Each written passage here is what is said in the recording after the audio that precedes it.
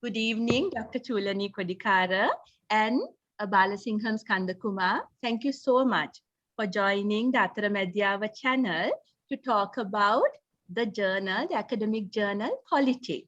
Right? We had a discussion of the Sinhala version last week with Praveen, and today we are going to deal with the English publication of SSA. Before I start, can I please ask both of you to give a very short introduction of yourself? Dr. Chulani, would you mind starting? Yeah, thanks, Madhubhashini. Thanks for the invitation to be part of this program. I guess I'm a feminist researcher and activist. I worked for the last 20 years or so on questions of women's rights, equality and justice. Yeah, particularly taking law as a site of struggle. And I've just finished my PhD at the University of Edinburgh, which is on the struggle for truth and justice waged by Tamil family members of the disappeared in the north and the east. You're still in Edinburgh, if I'm correct? Yeah, I'm still in Edinburgh. Okay, it must be cold, right? Very cold, yeah. Yes. Okay. Skanthakumar, can I have a short introduction of you? Sure, Madhubhashini. Thanks too from my side for this invitation. So I'm here as one of the three co-editors of Polity, which is an English language periodical of the Social Scientists Association of Sri Lanka. But of course, I have other lives and past lives, and among them has been period as a human rights researcher, then also researcher more on sort of social development issues. My training is in law, but my interests have always been drawn a bit larger. Okay, Kumar, we need to work on your mic though, Kumar. It's got to be nearer. You were very clear when we were speaking before, but it's either speak louder. Yes, so your training is in law, is it? Yes. Okay, so much better. My training is in law, but much better. Yes, I have a number of interests, and that's why Polity and working on Polity has been great, because constantly it's not a specialist journal or periodical, so we cover a wide variety of subjects. Of course, none of us who edited necessarily specialists in those areas. So I think it's great first because while working, we learn. And I need to emphasize that when I say work, it's part of us, Chulani Kodikara and myself, it's voluntary. No, Kumar, we really need to work on your mic. Okay. That's what I do, is to try removing it.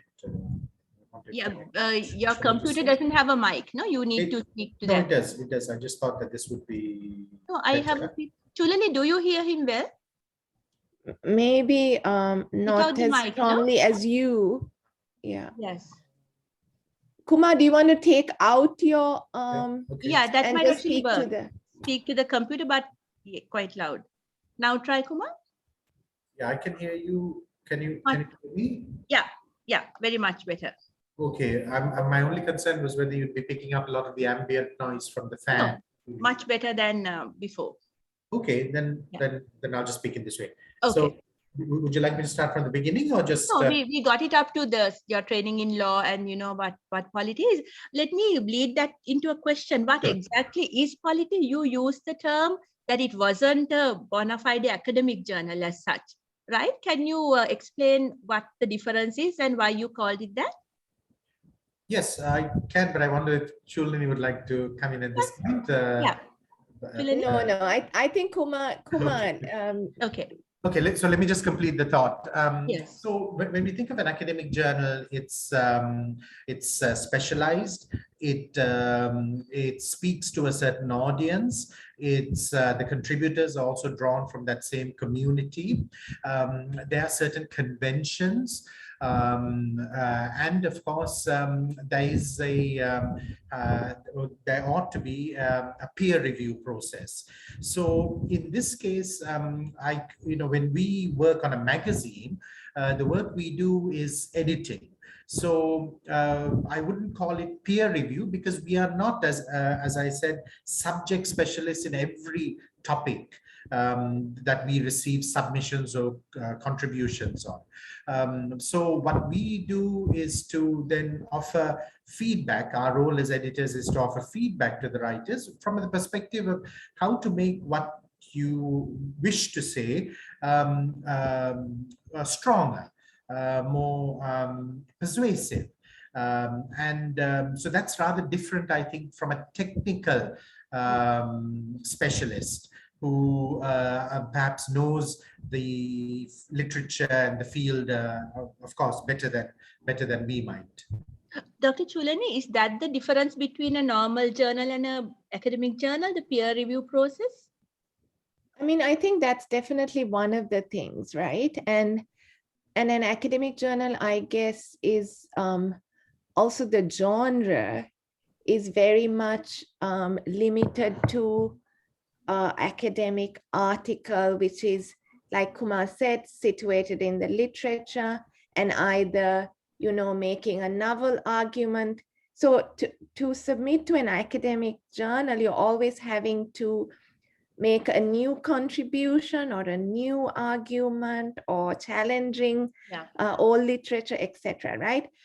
Polity is different in the sense that we have a mix of genres. We have some, Kumar, wouldn't you say some of the articles are akin to academic articles in that they're long, they are situated in the literature, they're citing the scholarship on that topic, and they're probably making a new argument, some of them, right?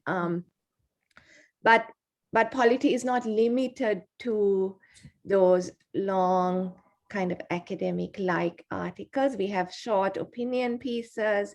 We publish creative writing, poetry. So it's in that sense, it's a mixed bag of things, and that's why I think it's better to be labeled as a magazine, I think. Right. Yeah. Okay. And it is definitely trying to reach a broader audience, wouldn't you say, Kumar? We are not just trying to, I think we want academics to read Polity, definitely, because we hope there is some value in it also for the academic community, but we want a much larger audience to read Polity. And maybe Kumar can also say, start by also saying a little bit about the history. Yes, like, that was going I think to be it's my a next very question. interesting history, why Yes. SSA began Polity in the first place. That was going to be my next question. So one of either of you or both, how did it start? What's its history? Because that itself will have a Pradeep Piris will come and speak about SSA separately, the Social Scientists Association. So if the two of you can concentrate on the history of Polity, I mean, of course, it started there. That'll be great. Any one of you can do that. I'm going to let Kumar start and I will add. Okay. Okay. Sure. So, we've just last year marked the 30th anniversary of Polity and its English language predecessor, Pravada. So you mentioned an interview with the current editor of the Sinhala language, Pravada, but the SSA originally began publishing an English language periodical also in the name Pravada. Yes, Praveen mentioned that, Kumar. He said at the beginning, this name was common to both mediums, and later the name Polity came. Yes. Indeed. So then somewhere around perhaps 15 or more years ago, it was thought perhaps by not by us, but by those at SSA at the time, that it'd be better to give it its own name, perhaps also reflecting changing focus, changing set of preoccupations among the then editors, and so it was renamed as Polity. But what I'd like to do, if you don't mind, then is to just show you the very first issue of Pravada in English. So here it is, and you can make out the date. It's 1991, November 1991. That's volume 1, number 1, and just keep that that year in mind, right? And what's happening in Sri Lanka at that time. So that period politically, and the sort of activism, also the environment in terms of the state and rights issues. So that's 1991. And then, as I said, Kumar, if I may interrupt you, did the Sinhala also come simultaneously in 1991? Yes, yes, right. Yes, okay. I think and the Tamil too. I think at the beginning. At the beginning, yes. I mean, I think if not immediately in 1991, quite soon in 1992, you see, because right from the start, the idea is that there should be something trilingual. But that's interesting for us to maybe pick up on later, Madhu, if there's time. So this is the right starting point, but somehow sustaining this vision of trilingual publishing has unfortunately not been very easy. Just to refresh, if anybody is listening who is very young, 1988, 89 were the times of the second JBP insurgency, and there had been national upheavals with the state and the young people. So this would then be following the, and 83, of course, we had the racial ethnic problems, the riots as well. So this is following the second JBP insurgency, probably, that a group of people thought. Who were the founding thinkers behind this, Kumar? Yes, sure. I please, Chulani, I'd like you to jump in. I mean, I will just say, yeah. So it was founded by Professor Jayadeva Uyangoda, Charles Abesekara mainly, and I think, of course, Dr. Kumari Jayawardena was also at SSA and involved. But it also had, as editors, a group of young people who helped. So say Shani Jayawardena was involved in helping, Vivi Marie van der Putten. We learned recently published her first poem in Pravada magazine. So there were a lot of young people who helped, but we in fact recently had a discussion with Professor Uyangoda about the origins of Pravada and why they felt the need to start it at that moment. And like you say, Madhu, it was exactly in the wake of the Second Southern Insurrection and all of that upheaval that they felt there was a need for a kind of an alternative discourse and intervention into the public sphere, right? Discussing questions of social justice, violence, democracy, all of these governance, later gender issues. So like all of these, I think what Uyan was saying is they felt there was no space at the time, maybe in the mainstream newspapers, but also if you remember, there was a magazine called The Guardian at the time, I think, which was edited by, was it Mervyn De Silva, Kumar? Yeah. And some of them used to publish in The Guardian, but I think there was this need that they felt was something in addition to The Guardian, and maybe there were also some political differences between, the kind of the editors. If you can help me, there was a Marga Institute that was also publishing. Were they at the height at that time, Kumar? It's almost disappeared now. The Marga Institute? Yes. So, but what Marga did was to publish a journal, with research articles. I mean, extremely important contribution in the 1970s and 1980s.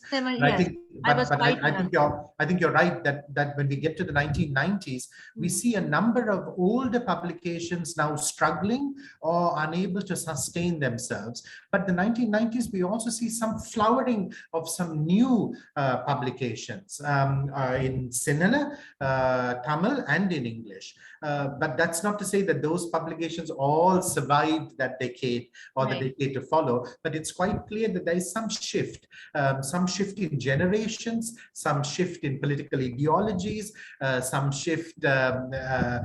So certainly the space is not crowded, because as Chulani is saying, you had this really important publication called the Lanka Guardian, which was a magazine of commentary, a magazine of political analysis, but where you had scholars and academics and researchers also first publishing their initial research, like some of Kumari Jayawardena's very important work, which were interventions into how we understand ethnicity and conflict in Sri Lanka, first appeared in a serialized form in the Lanka Guardian, and later she either developed it into larger works or compiled it into books. And of course, you had Reggie Siriwardena, a very famous film literary critic, political critic, also contributing to the Lanka Guardian, and like that. I mean, everyone. I think Kumar, even the Cat's Eye column. I don't know whether your readers again has a long history. It was written anonymously by a group of feminists starting maybe in the I think it was the 80s they began writing, right? And the Cat's Eye column also first appeared. Chulani? Pardon? Was it the Island newspaper? Yes, it was. But so Cat's Eye also has had many lives, like a cat, I would say, yeah, many lives. But I think it began, again, I have to check this, my memory is failing me here. But I think Cat's Eye also began life in the Lanka Guardian first. And some, again, really important stuff, about nationalism, about kind of masculinity and femininity, really path-breaking articles appeared, yeah. What happened to the Guardian? When did it die off? Somewhere in the early 1990s. So Mervyn De Silva, who had founded it, who was a very well-known journalist, he passed away, natural causes, and then it was taken over by his son, Dr. Dayan Jayatilaka, who I think also who then edited it for a period, but then for reasons I don't fully understand, it was not possible to sustain it. And Chulani's point about political differences or political tensions among those who had contributed to the Lanka Guardian and then its change of editorship also figured, because Dr.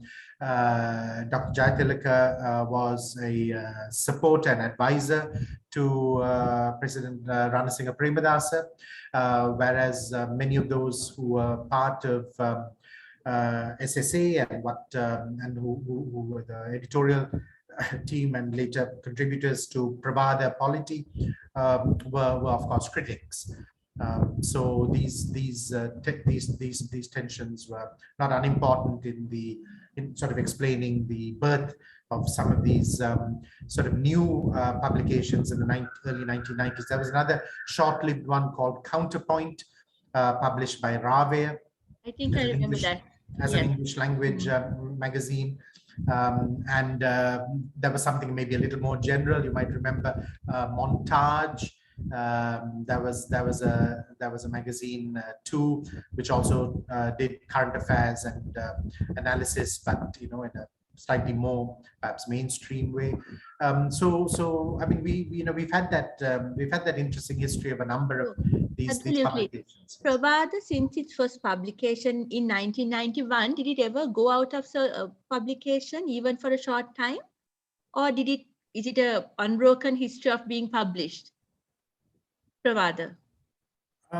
So I'd say, well, no, I wouldn't say unbroken, but I wouldn't say that there have been large gaps. But the issue was about frequency.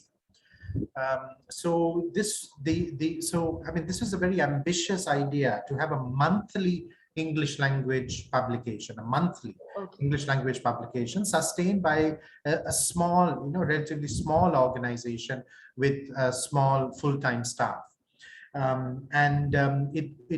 Although initially it was able to come out with some regularity, at least in good years, perhaps 8 to 10 issues, we can certainly see by the late 1990s or early 2000s, it becomes more irregular.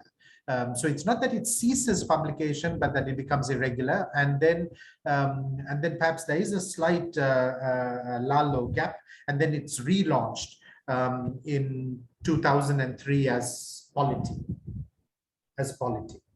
and 2003. So 2003 is still the time of the quote unquote peace process. Right, it's a time when lots of people are engaged, including at SSA, are engaged in ideas around constitutional reform, peace building, conflict resolution. I mean, these are some of the buzzwords of that time. There seems to be some feeling of optimism that perhaps we have turned the corner and we can find some peaceful solution to this awful war that has racked the country since 1983, and beyond that war, to some of the fundamental issues that had sparked the war in the first place. And so I think it's not unsurprising that you see this term polity, because it's a reference to how any such intervention needs to take on frontally the nature of the state in Sri Lanka, the way in which that state is constituted or structured, the relationship between that state and its peoples. So that focus, and you can find that reflected very much in the... Kumar, I'm going to ask you to do me a favor and read the contents page of this, but first, would you mind reading the contents page of the very first issue, Kumar, so that we can get an idea of how things have moved? Yes. Sure. What are the articles? Just read a few. Sure. And then also I think the contributors, so it'll be of interest. Yes. So it begins after an editorial with a statement from the civil rights movement of Sri Lanka. So that's also an organization that many perhaps of a younger generation are unfamiliar with, but very, very important in terms of any close, informed, factual, analytical analysis of law and justice in the country. Then we have Jayadeva Uyangude writing about the impeachment crisis. So this is an attempt from a rebellion within the United National Party and an attempt to impeach the then incumbent president. There are also pseudonymous pieces which perhaps reflect some of the anxiety and fear of the time. So you find articles which are written. So there's one with a byline, corpus delicti, and it's an attempt, I think, to do a satirical piece, situated in some classical past, but very much about the present. Pseudonymous because please remember also the fate of one Richard de Souza at that time, who had attempted to do something quite similar. Then we find leading journalists, Ajit Samaranayake writing a piece, then academics and researchers, Howard Nicholas writing on the Sri Lankan economy. He's still around. Then there is in fact a piece on Richard de Souza, mourning his abduction, disappearance, his killing. And then by whom is that, Kumar? By whom is the piece on Richard? So it's unsigned. Oh wow, okay, okay. And then we have Professor Nelufer Dimel writing on the South African novelist Nadine Gordimer, who had been awarded the Nobel Prize for Literature in that year. So this is an attempt, remember, this was not only about political analysis, political commentary, but it was quite rightly an attempt to also talk about culture in a serious way. And culture, can of course include not just so-called high culture, but also popular culture and sport. And then we find a couple of pieces from the University of Colombo, or sort of centering around the University of Colombo. So the title is Universities, a Gathering Storm. And what's it about? It's about an attempt to restructure the university system by creating university colleges in regions outside of the major centers. So this is an attempt to expand access to university education, but where there's concern among the academic community about what this means for academic standards, I suppose. And then we find an announcement about the establishment of a new Center for the Study of Human Rights at the University of Colombo, which still happily exists. And then another topical one, it never seems to go, of course, out of, it never seems to be non-topical, sexual harassment, a panel discussion featuring, including among others, Rohan Edrisinna, Deepika Udugama, Nira Wickramasinghe, and Jayadeva Uyangoda. And then a piece by Professor Sevi Hettige on undergraduates, and again talking about access to quality education. And then we find a statement from Amnesty International, so issued from London, republished in Sri Lanka, then only here, because of course it would never have made it into the mainstream or print media, as Chulani mentioned earlier. And remember, this is also in a kind of an early or pre-internet age, so it's not that somebody could have gone Googling for something like this. So it's a press statement about human rights violations in the north and east of Sri Lanka from Amnesty International. And then the back cover, and I must make mention of it, is an extract from some writing by Aung San Suu Kyi, the then and still Burmese dissident, who had again in that same year, 1991, been awarded the Nobel Peace Prize.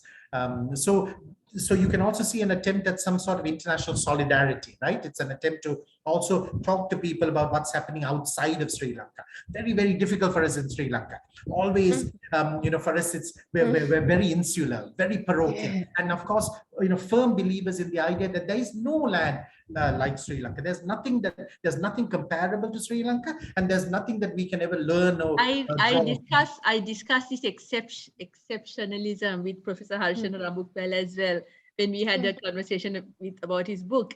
Kumar, just to show the way time has moved, the contents page of the 1993 version, please. Sure. So this is the 2003. Can I just, maybe sure. Before Kumar goes to that, I just want to add to Kumar's history of that first edition. When we celebrated 31 years, we kind of reflected back on that first issue and the editorial. And one thing we said was there was no huge lofty launch of Pravada in there was no lofty statement of purpose or ambition. The first issue of Pravada just kind of dropped into the public sphere in the hope of clearly making an important intellectual contribution and intervention. No, I think important to remember that. And I think in a way, in kind of trying to keep this going in this very changed kind of media context, I think we're trying to kind of, we're hoping that we can continue that tradition of, Yes, and it's interesting, Kumar, again, before you go to 2003, the changing of context, Chulani, that constantly happens, because now if you want to reach the people, I would say social media might be the best way to go about it, because we are constantly within that framework. So it's this Polity is also available on the internet, right? On the media. Yeah. Right? Maybe we'll come to that. Yeah, maybe. Yes. So that can speak to I'm glad that it has also moved with the times to get it up to date into what people access. And in a way, this very odd channel on YouTube, where I talk about it, like educational, like kind of serious stuff, is Yeah. not normally found in the YouTube space.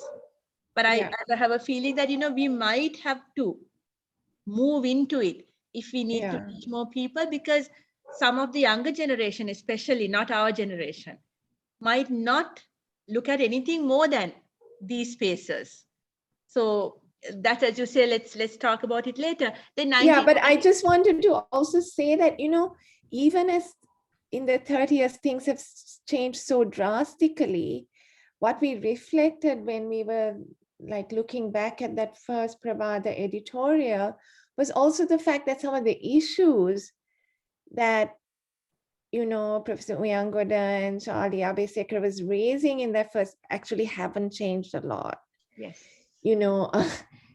It's really, and having read when we reprinted it on our website recently, and I think many people commented, no, Kumar, on the fact that like 30 years later, the questions that they were raising and the issues that they were talking about still resonated.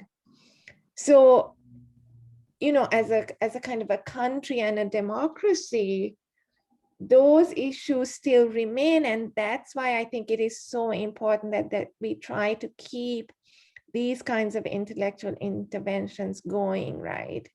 To have that kind of critical alternative viewpoints in the public sphere. Yeah. I totally agree with that. And it's in a way sad that what they said 30 years ago still is valid, still is relevant. That's a social comment that is not very positive at all. Right. Kumar, then shall we go to 2003? Sure. So in Yeah. 2003, Pravada changes its name. English language Pravada changes its name to Polity, and here is the cover of that first issue of Polity from 2003. And I hope, or it may be legible. I hope here there's an improvement on that first cover, because in addition to the titles, you also have the names of the contributors. And let's read some of these names. Radhika Kumaraswamy,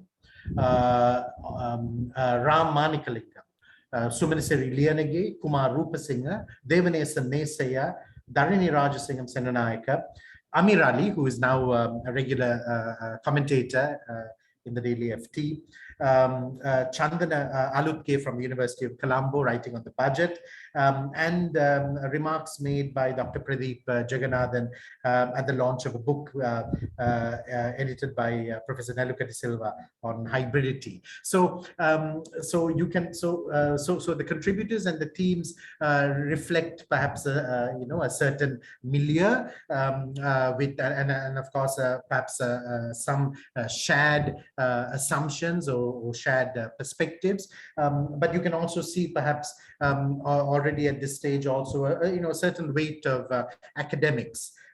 So anyway, right from the beginning, and this is true of SSA, the founder and the kind of the hub or the home of Polity now and Pravada earlier, it always had a close connection with the academy, because it was university academics who felt the need to have a space outside of the universities for discussion, for debate, also for collective action. So that's why this link with the universities remained. Perhaps it has sometimes been weaker than at other points, but it remains the case that there still continues to be a close link between the two in terms of contributors and hopefully readers, as Chulani. At that point, Kumar, who were the editors in 2003? Yes, so at that point, unfortunately, we no longer have Charles Abesekara, who had been a distinguished civil servant, a student of English at Peradeniya with EFC Ludovic and so on. And then, of course, a founder of many institutions, including SSA. But so the editors were now Jayadeva Uyangwada and Kumari Jayawardena, two stalwarts of the SSA, assisted, of course, by a small team at SSA, as well as Chulani mentioned, some others who are helping on a part-time basis. I'm just curious. So were the two of you involved even as part of the team at that point? How were your personal journeys into this? Chulani, how did you, when did your personal intervention come about? I am the newest member of the Polity editorial team, I have to admit. Yes. I got involved with Polity only in April last year. And to talk about the journey, so, you know, I spent a lot of my life at the International Center for Ethnic Studies as a researcher since like the late 1990s. And if you remember, ICES published a magazine called Netra, which was first edited by Reggie Siriwardena and then edited by Amina Hussain after Reggie died, I think. And at some point at ICS, maybe in the late 2000s, we kind of, by that time, Netra was not being published anymore because Amina had moved out to become like a full-time writer herself. And we thought of relaunching Netra actually, and we did with a new editor, Lakmali, what's her surname? Jayasun. She's now doing her PhD in an American university. I can't remember her surname. Anyway, and we changed the format of Netra. You know, Netra was this little small magazine, right? It was like a small book. Almost like a notebook. Yeah. Yeah. I we made a short story in Netra at some point. Yeah. So Netra used to publish a lot of creative writing, yes. right? More than Pravada or Polity, I think. And when we relaunched, so ICS used to always get like the London Review of Books and all these magazines, right? And when we were relaunching, we were kind of thinking we need to change the whole format around as well. And we brought out Netra the size of the LRB, which is like a small newspaper magazine size, right? Right. But actually, it kind of failed for many reasons. One is a lot of bookshops told us they can't stock this because it didn't even fit properly on their shelves, kind of thing. Right. And then Lakmali also left at some point. And I think we only brought out 3 or 4 issues of the new Netra, and that was it. But actually, like, even at that point, like I felt really the need for a magazine type publication in Sri Lanka. And at the time, if you remember, India was publishing all of these really interesting magazines like Caravan. There was the Tehelka, was it called Tehelka as well? Yeah. There was Open. You know, these people who were doing like reviews of films, reviews of books, but investigative journalism, like really long essays, but really short pieces. And I really, you know, this was kind of an intervention which is trying to talk to a much larger audience, right? And I remember every time I went to India those days, I would buy the Caravan and bring it for friends as well who were interested in what was happening in India. And so like the failure of Netra was like, oh, I was so sad when we couldn't sustain it.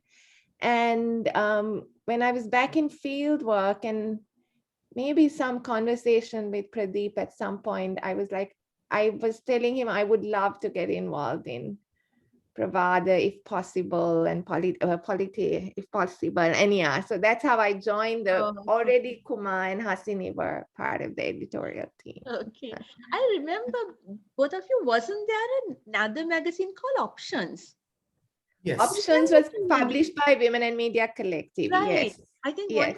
that was the one that carried my short stories. I remember these magazines so well. I know. So there was a culture of magazines in Sri Lanka, right? There was, and in English. And I remember the line drawings. I think that was Netra that used to come, which were very attractive. The line drawing thing, it was either Options or, but they were nice. They were, as you say, Chulani, I can quite well understand the attraction, such a thing. And there was Options, but there was, if you remember, Voice of Women also did a magazine. Yes. I think so. Yes. But Options, I do remember very well, because this was see what happened to that culture though, really. It just died off after the 90s and 80s. Because I don't know whether, Kumar, do you have any thoughts on this? Kumar, apart from Pravada, because I was looking around to see like who to invite to my Alternative Spaces for Education program. There isn't much really now, Chulani, sadly. In both languages, could be because now it's on the internet more. And blog posts and the contexts have changed. But I remember growing up in this culture where there were really good magazines to read. Yeah. Like all that. Anyway, Kumar, how is your journey towards Polity? Like, how did you end up here? So it's accident and entirely. So in the 1990s, as a graduate student, Pravad in English was very important for me, because this is where you would come across early work by many of the then still young but also older academics who were publishing on Sri Lanka. So this is where and these were academics based in Sri Lanka, but also those based in universities abroad, working on Sri Lanka. So it is very important for me to get hold of a copy of Pravada during my short stays here. Subscriptions. Where were you based, Kumar? So I was in London at the time at the School of Oriental and African Studies, and so in between I'd come every now and then, and I'd rush to the bookshop at SSA, Surya Bookshop, then down of Timbrigasyaya, and just pick up as many of the back issues as possible. So my journey is as a reader, as an admirer of the publication and those who wrote for it. And then again, it's so absolutely coincidental. I ended up somewhere around 2014, working with the Social Scientists Association, being based there as a researcher, and then as part of that, a couple of years later, getting involved along with Andy Schubert in editing Polity as it then was. So trying to get a print issue out, at least one a year, if we were lucky, sometimes two, but usually one a year. So just the usual, soliciting submissions, then working on the submissions, chasing after people, then of course the editing, the proofreading, the actual printing, and so on. A launch to try to get a little bit of a buzz around it after all the hard work of getting it out. Yeah. When did it actually transfer into the cyberspace, Kumar? Was it before your time or when you came? I think Chulani, back over to you on No, this. but Kumar, didn't you all do a online version as well? We kind of updated in June last year. Yes. But I think it had some online presence before that, though, right? Yes, but in a very limited, unattractive way. So this was, and so this also reflects some, the difficulties organizations have in how we use websites, how much use we make of it, and also, of course, the understanding of the people there as to the uses that it can have. So we had back issues, or some back issues, not many, a few back issues of Polity uploaded on the website, but in HTML format. So not very easy to either find and not very attractive, visually, to get somebody. So if somebody wanted to look, was looking for a particular article, then of course they would go and be able to open it and sort of read it. But if somebody just happened to be browsing, they wouldn't necessarily be motivated to click on that link and open it and see what it is. So the big change and the shift really is the one from last year, when we spent a lot of time and energy in trying to reconfigure the website and to make Polity the publication an online publication, in addition, of course, still to its print existence or life, but an online version, and in a way that makes the website hopefully more attractive than at least the previous one. Though, of course, this is always a work in progress, isn't it? Yeah. I just want to say that is how I really did get to know of Polity.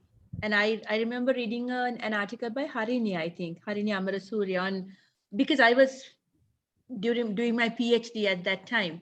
And this online presence, I think Andy was my Facebook friend or something. So he was sharing, and it's more powerful than you think, because that is exactly how, because my training wasn't in the social sciences. But that was enough for me to realize what a wealth of knowledge that, some of those essays carried. So whatever you did last year it was quite significant in, I think, getting some attention. So now, Kumar, are all the past issues online, or what is the situation now? No, unfortunately not as yet, but we are, SSA is in the process of digitalizing its archive. So we do, so that's exactly our intention, to make everything right from that very first issue I showed you, going back to 1991, available for anyone who has access to the internet to freely read, download, access. This is the most wonderful thing, because if you know where to look, free of charge, there's so much knowledge available. Can we show them the website? So at present, Kumar, it's published online and it's published as a hard copy. Hard copy, of course, you'll have to buy, you'll have to spend money on that. But the website, everything is available free, right? Yeah.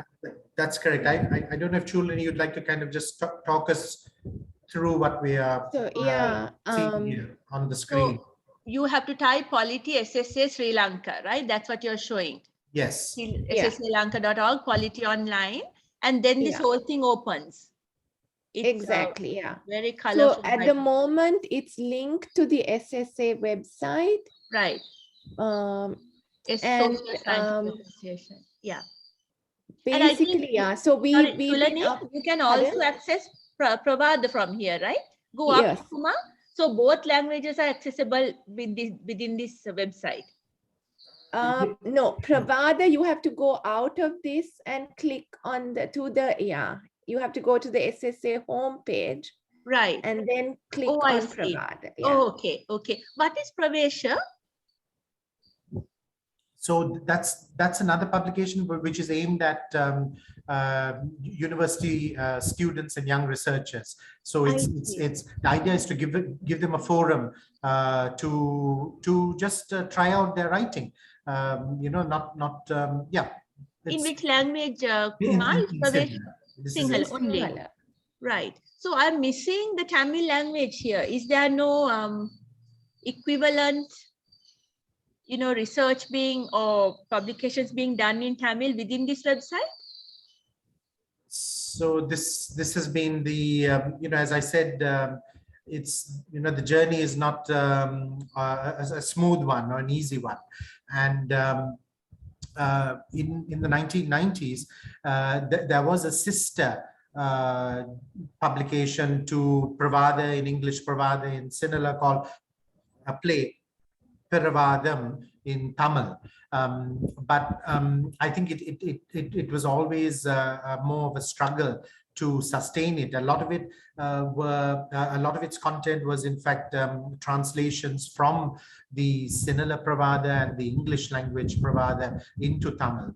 But what it boils down to is this: having an editorial team, having writers, and above all, having money, having the financial resources to sustain something like that. In a situation in which, remember, in Sri Lanka, the Tamil language readership is numerically, of course, smaller than in Sinhala, and in which there is, of course, much greater competition because you also have publications from Tamil Nadu in social, cultural, political, which happily, of course, are sometimes available to Tamil readers here in Sri Lanka. In fact, Kumar, I asked this, shall we all get back into our normal screen? In fact, Kumar, I asked this question, I think from Swaminathan Vimal, when I was researching for my series, and like I was trying to find, and he said the exact same thing. Maybe the urgency is not that much felt because the Tamil readers can access Tamil Nadu journals in the Tamil language, right? But it would still be a lacuna for Sri Lankan academics, Tamil academic people to, isn't there a single Tamil publication with, at least semi-academic level like Polity and Pravada is, Kumar, right now in this country? Honestly, I'm not the I'm not the person to ask, as I don't read in Tamil. But Right. there are, of course, these so-called small magazines, mainly literary, but sometimes connected to political formations. So there is a small left party which has a largely Tamil membership, Tamil-speaking membership, and they have had a presence. There have been, as I said, literary publications. There are publications which have attempted to also reflect the Malaya Tamil, hill country Tamil experience and condition, and to speak to their issues. But I think it'd be great to get somebody. Before I end this series, Absolutely. I will talk to someone like Thiru and ask them whether they can come and give us an idea of, what the situation is with Tamil journals. I will look into that as well. One of the, I know actually ground views, the other kind of citizen journalism website has Matram. Yes. It has, I think, Vikalpa in Sinhala. Yes. And then Matram in Tamil. Right. Yes. More to see what, what is available at the Polity Pravada level where you can actually, look. And as Kumar said, it could be finance, simple as that. Who buys it? So, okay. So that was very interesting. So what we can leave with the audience today is that if you remember that website, and I will be putting the website under our video as well. It's just a matter of going. And how frequently does it come now, Chulani? This So yeah, just to add to what Kumar was saying about the website, what we are doing is we are posting a new article every week on the Polity website, and then it's also linked to the SSA's Facebook and Twitter accounts. So that's the way you can get to know because it's not on a particular day. The day on which we post new articles may change every week.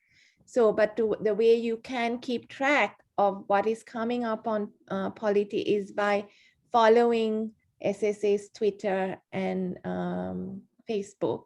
I need to figure this Twitter thing, honestly, to link my Yeah, so if you follow SSA's Twitter account or Facebook, I'm not you can know when a new article drops on Polity. Okay. Yeah, I must. You can ask your daughter maybe to help you with best that. advisors. I don't even have Twitter, but I really need to get there as well. So that's superb. So that means Yeah, so you'll have and accessed all the then new we are things. trying to, pardon?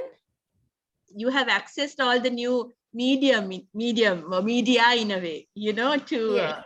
No, Yeah. no, we don't have no a TikTok. I was We going don't to have a ask you. TikTok. I will You see, TikTok. I was telling Praveen. yeah, I was telling Praveen, you know, it's your generation or below you. You've got to take some of these conversations into TikTok level, which he found quite a good idea. Yeah. So let's keep our hopes up. Yeah. I can't go beyond FB, Chulani. I'm too old. I need to find others who can. TikTok Okay. and Instagram are the new frontiers, I which know. we have yet to. I just don't get it. That's the thing. Yes. Okay, Chulani, continue.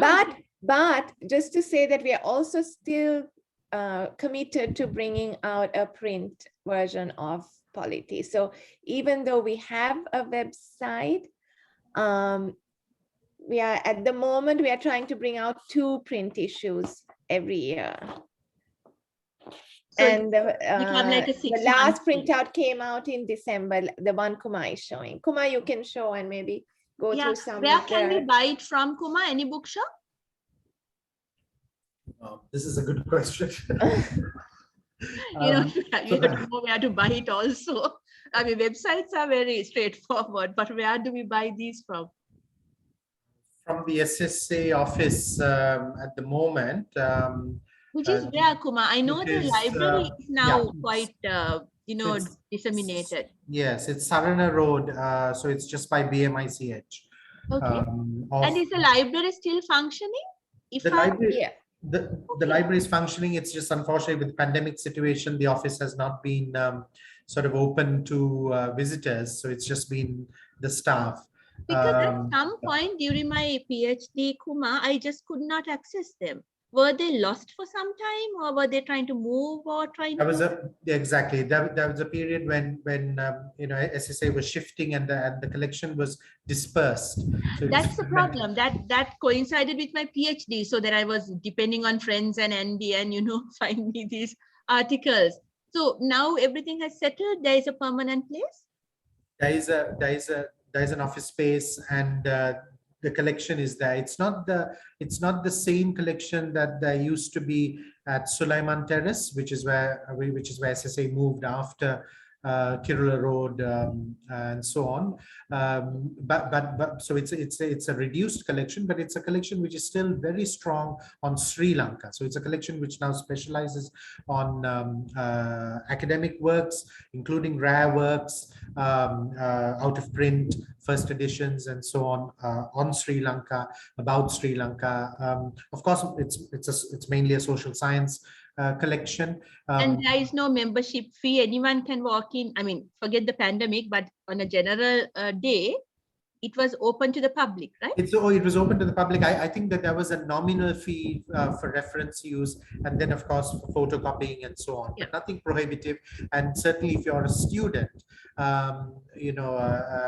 these things can be waived, including the admission fee and so on. So it's just an attempt, as you can imagine, for the organization to try to generate a modest income to cover some of its costs. Yeah. And the books there, Kumar, like, do we have all 3 languages? They are mainly English.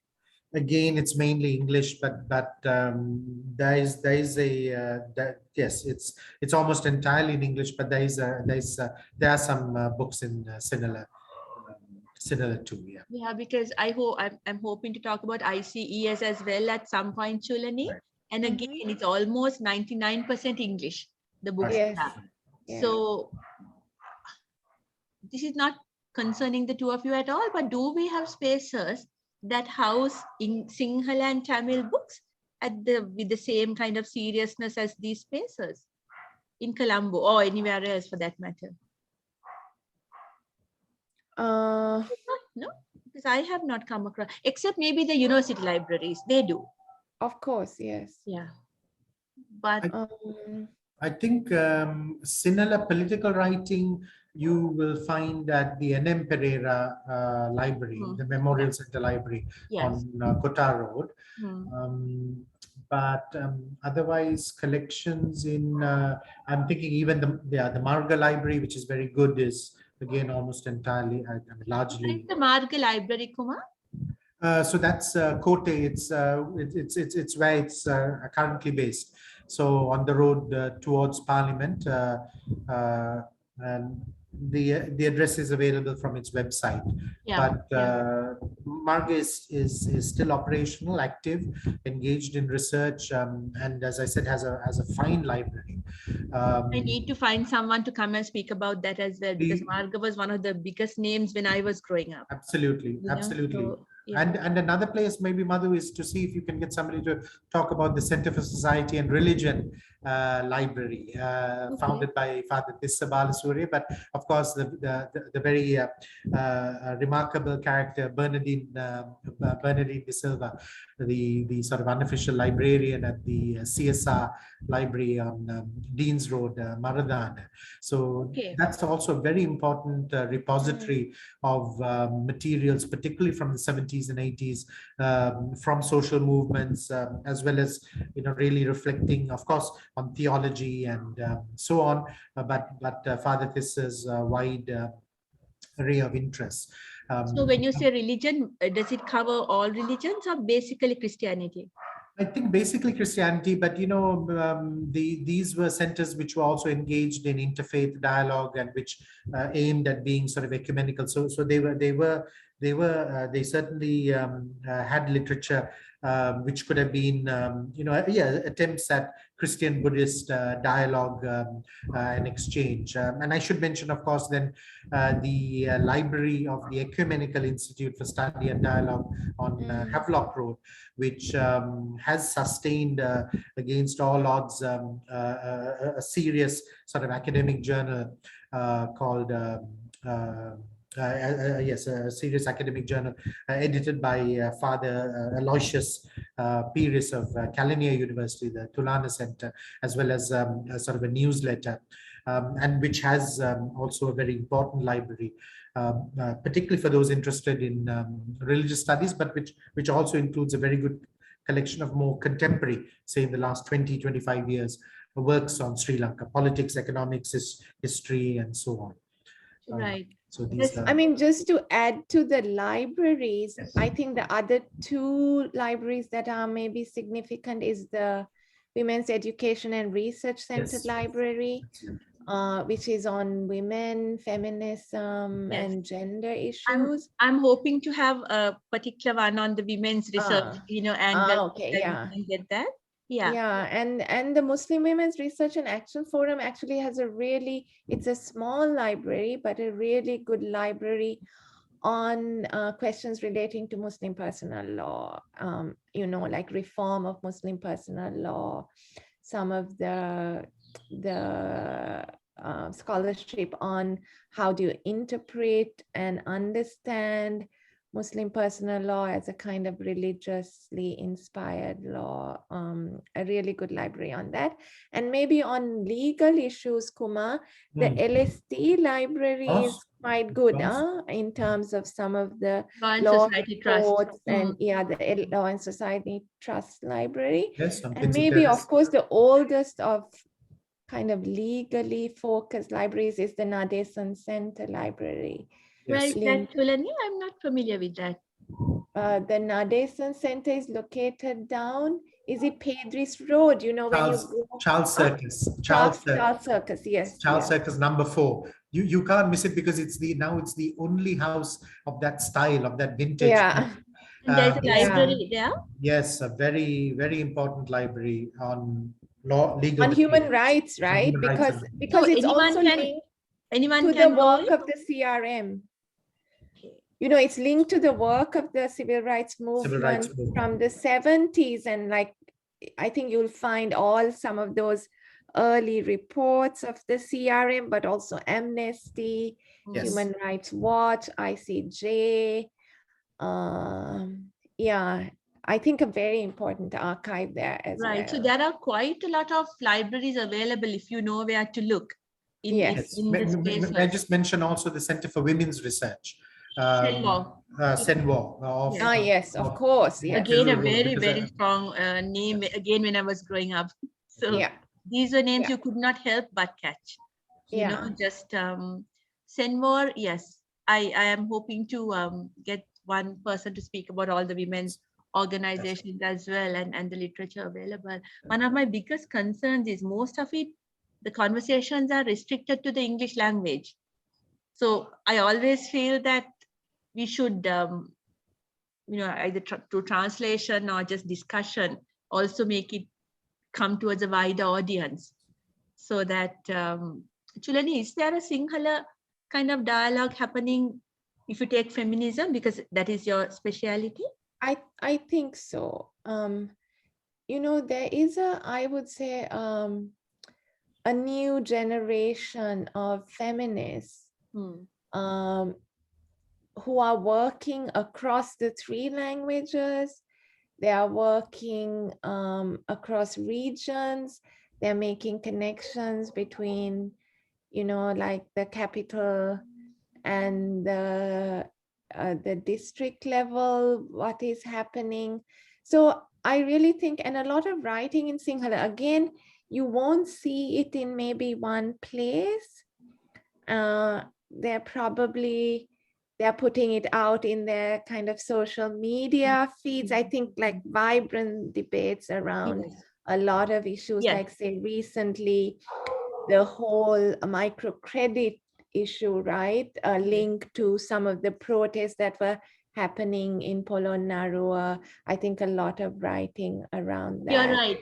What we lack is maybe like say a library space or one space where all this scholarship can be accessed. Right. Yeah. So I'm glad even, by coming and discussing these things in a YouTube space, you at least signal some of the issues that we have and what we need to maybe concentrate on or think about the future. So I'm very glad, Dr. Chulani and Skanthakumar, for your presence here, because even listening to these discussions, it gives me insight, plus whoever is listening to us, there's a lot that they can thereby think and realize these things are out there for us to go and refer to, right? And SSA Polity is available online, and everything that is published now is published both online and the book form. And I think the younger generation hardly will think of buying the hard copy. Their way of knowing the ontology is the cyberspace. So I'm glad you showed us the link, and on that day, Kumar, I will repeat the link under my video so that they can then access it. And Madhu, if you can repeat the link, but also maybe our Twitter and Facebook. Look for SSA Lanka. SSA Lanka. I will ask you, Kumar, to send me the link, because then I'll put it on. Thank you. You yourself can comment and put all those when the video comes out, so that it's out there for people to access if needed. So the reason I called this series Alternative Spaces for Education is to show people that if you need to learn, it's there. You need to have an internet connection. And again, of course, that's also money, but hopefully if you can handle that, the education is out there. You don't have to be in a campus situation. You can be in a campus situation and not learn anything also. So that if you have a desire to learn, that is enough to drive you, and some money at least for the internet, and a desire, a passion to go behind knowledge. So I'm so grateful. Thank you, Dr. Kodikara, for coming. I know you're busy and you're in a cold country right now. Thank you for your time. Skanthakumar, thank you so much. Really learned a lot. And I will repeat this conversation in Sinhala with Hasini, who will introduce Polity in Sinhala and what they are doing. And I thank you both as a co-editors for coming and introducing Polity in English. Thank you very much. It was a pleasure to meet both of you. Thank you. Thank you for inviting us and having this discussion with us. Bye then. Bye.